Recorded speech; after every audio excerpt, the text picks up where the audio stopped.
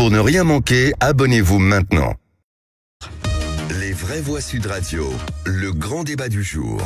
Manifestement, il s'agit d'une victime collatérale de règlement de compte ou de reconquête de points de deal dans un quartier. Elle subit la loi des dealers au quotidien, des gens qui l'empêchent de rentrer chez elle, qui vont la tyranniser au quotidien. Elle est chez elle, elle est rentrée à son domicile et elle meurt d'une balle perdue. On peut être tranquille dans sa chambre, en train de bouquiner et paf, et c'est la fin. Les civils dans cette histoire-là, c'est comme à la guerre, ce sont des victimes. Pour lutter contre l'insécurité de manière générale, la mère des batailles, c'est le trafic de drogue. Mais c'est pas assez.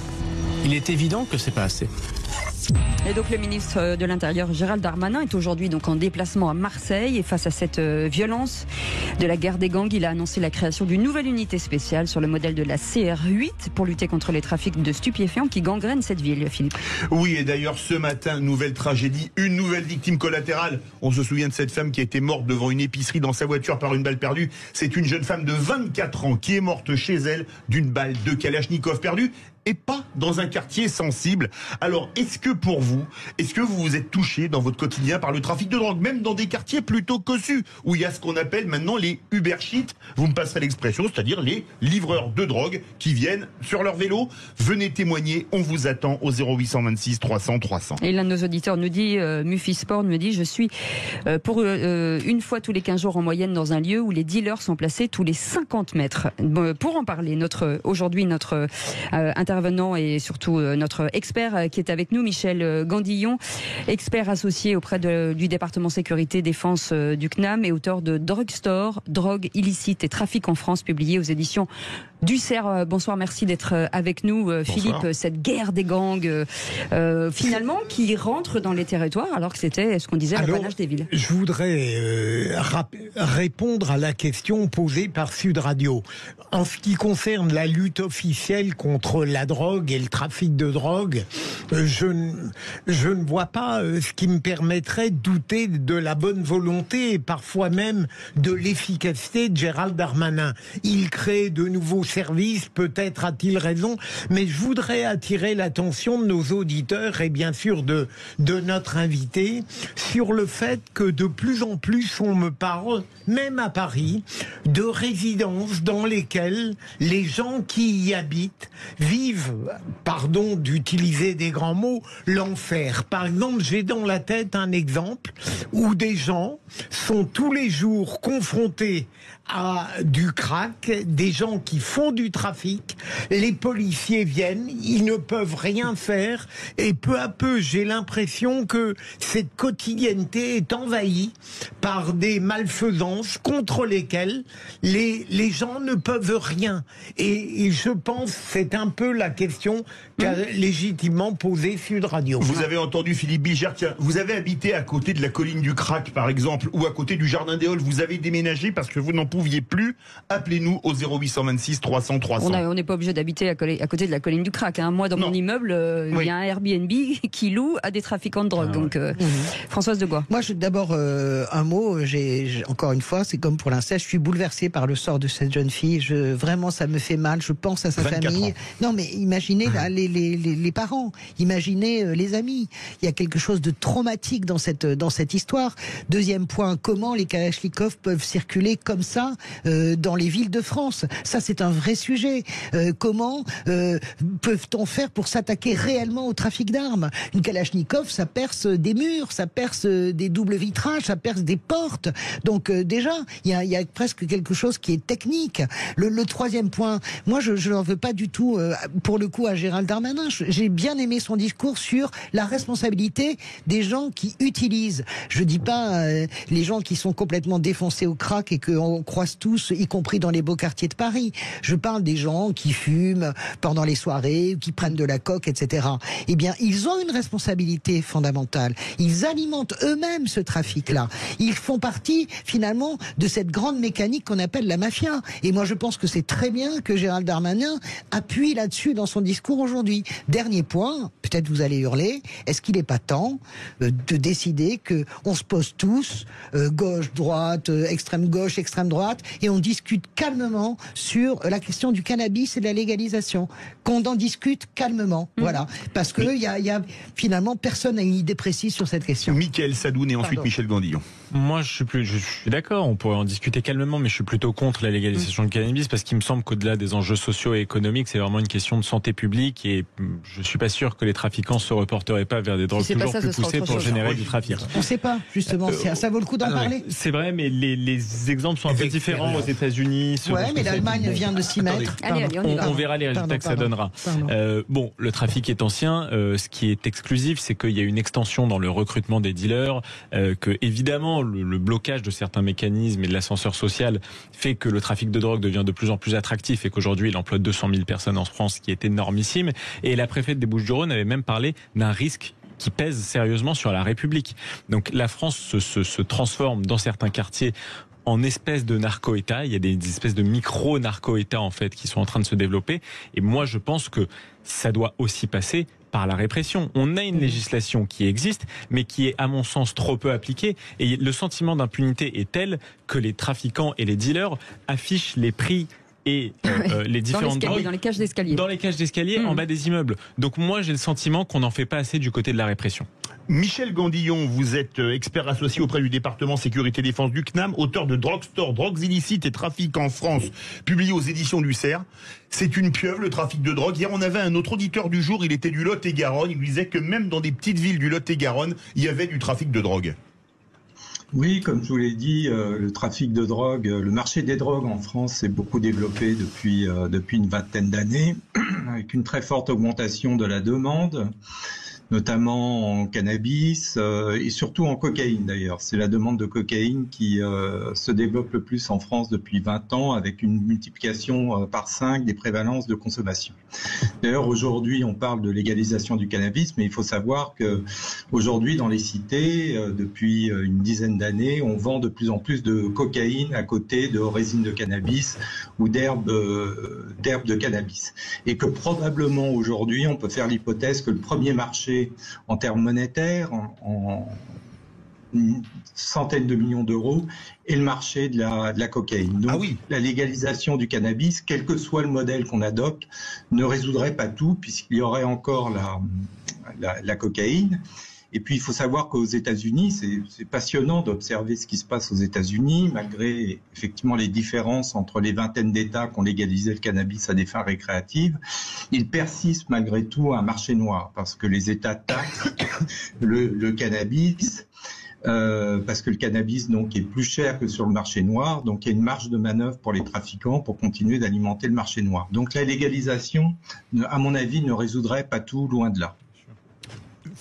Françoise Degois, Philippe Biger. J'entends ce que vous dites, mais c'est important parce que vous donnez cet avis, Michel, je vous entends, hein, mais d'autres experts donnent d'autres avis avec des retours d'expérience. Donc, est-ce qu'il n'est pas temps qu'on tranche? Je veux bien que ça ne règle pas tous les problèmes, mais ça peut en régler une partie. Donc, est-ce qu'il ne serait pas temps qu'on fasse, j'ai horreur de ce mot, mais en tout cas, une grande convention interpartisane pour discuter de ce sujet et prendre une décision collective? Malgré tout. Alors, sur la question de la légalisation, je ne parle pas en l'air. C'est-à-dire que j'ai participé à des missions d'études. Je sais. Mais d'autres gens qui ne parlent pas. Au Colorado, dans l'État de Washington. Donc j'ai étudié de près la question et donc je vous prie de croire que ce que j'affirme. Non, mais d'autres gens qui sont tout aussi capés que vous ne disent pas ça. N'est pas complètement gratuit. Mais ce que je critique chez certains partisans de la légalisation, moi je ne suis pas contre la légalisation. Encore faudrait-il parler de quel type de légalisation on veut.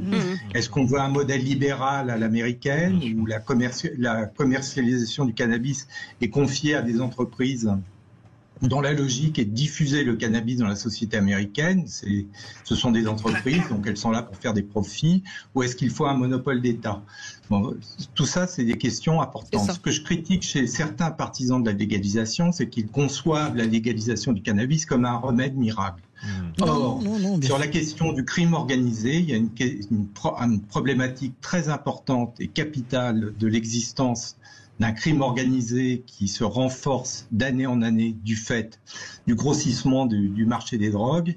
Cette lutte contre le crime organisé est une question spécifique qu'il faut traiter et qui est maltraitée en France depuis 40 ans.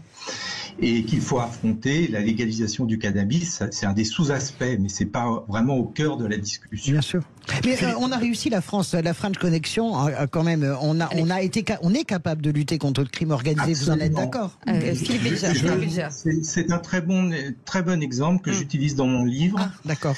En disant qu'effectivement, ces 50 dernières années, un des grands succès remportés contre le crime organisé en France a été le démantèlement des filières corso-marseillaises de l'héroïne.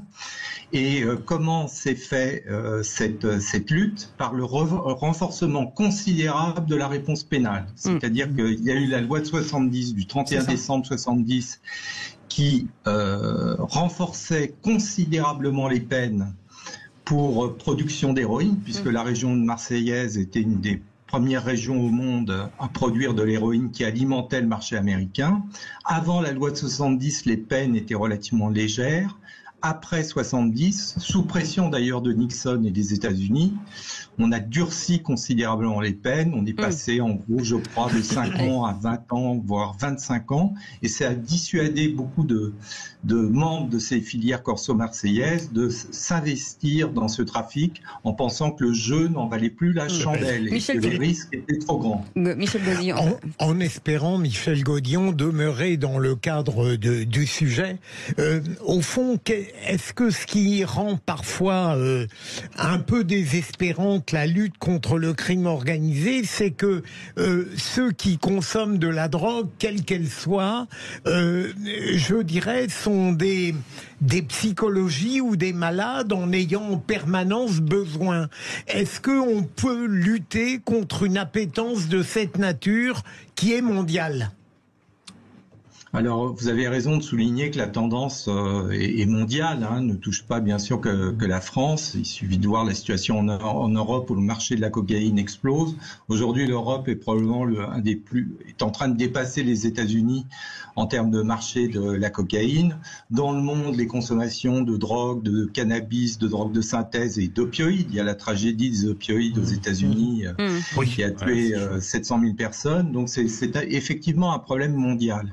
Après, l'usage de drogue, c'est énormément diversifié. Vous avez toutes sortes de dimensions. Vous avez la dimension de l'addiction, où là, effectivement, ça sert à rien de culpabiliser les consommateurs dans la mesure où ils sont prisonniers, ils ont perdu leur liberté de s'abstenir. Et puis, il y a effectivement la dimension récréative qu'on retrouve pour les drogues de synthèse comme l'ecstasy ou la cocaïne, où on le voit d'ailleurs, on le sait, les consommations ont lieu le samedi soir, c'est une consommation récréative de week-end. Le sujet fait réagir au 0826 300 300. Et Baptiste qui est avec nous, qui veut réagir. Rebonsoir Baptiste. Rebonsoir Baptiste. Baptiste ? Ah, on n'entend pas Baptiste. Oui, pardon. Oui, Baptiste, on vous écoute. Non, ben moi je suis pas un expert comme vous sur le plateau. Simplement, j'ai une intuition de citoyen lambda.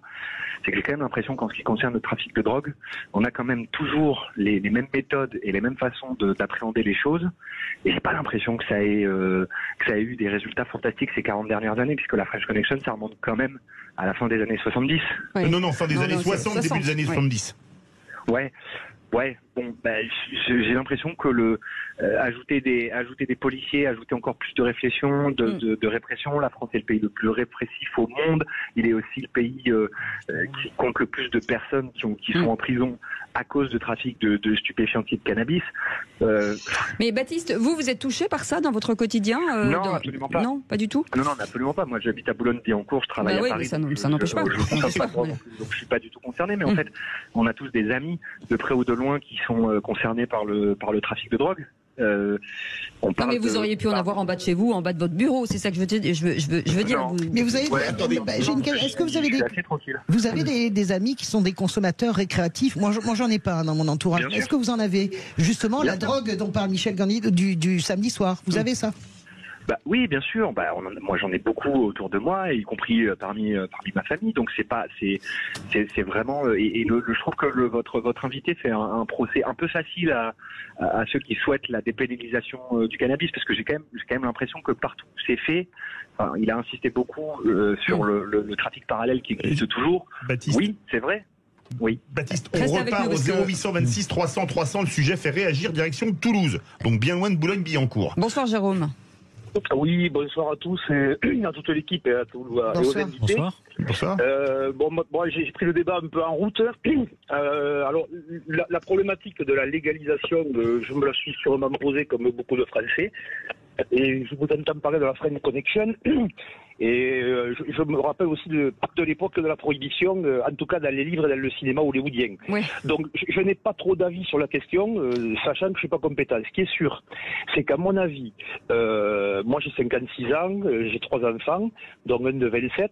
Ce qui est sûr, c'est que déjà il y a 15 ans, devant tous les lycées toulousains et les LEP, lycée d'enseignement professionnel, vous pouviez acheter de la drogue. Ça, c'est une réalité. Mon fils est tombé en addiction sur du cannabis. Il a réussi à s'en sortir. Mais ce qui est sûr, c'est que c'est une problématique. Je pense qu'il faut à un moment donné qu'il y ait une vraie sanction sur en tout cas les trafiquants. Je faisais le lien entre le trafic, ce qu'ils risquent et ce qu'ils ont.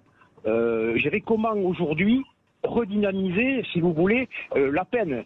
Aujourd'hui, un chauffeur prend 100 € par jour, un appartement de nourrice, je ne sais pas combien, et le trafic de drogue en France, j'entendais ça, si c'est vrai, vous me corrigerez, pèse 5 milliards d'euros.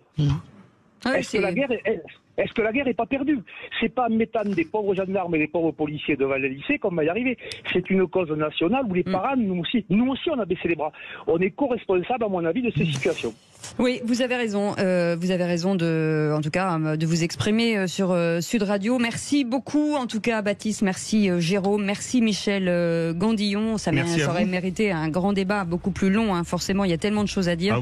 Expert associé auprès du département sécurité défense du CNAM, auteur de Drugstore, drogue illicite et trafic en France, publié aux éditions de Serres. Merci beaucoup de nous avoir éclairés sur ce sujet.